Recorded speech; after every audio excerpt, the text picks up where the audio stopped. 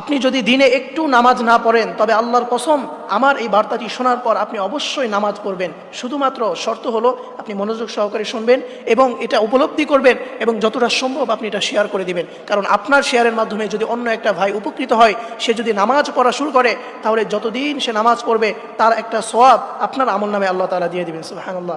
এই জন্য প্রিয় ভাই, প্রিয় বোনেরা, অবশ্যই আপনি মনোযোগ সহকারে শুনবেন।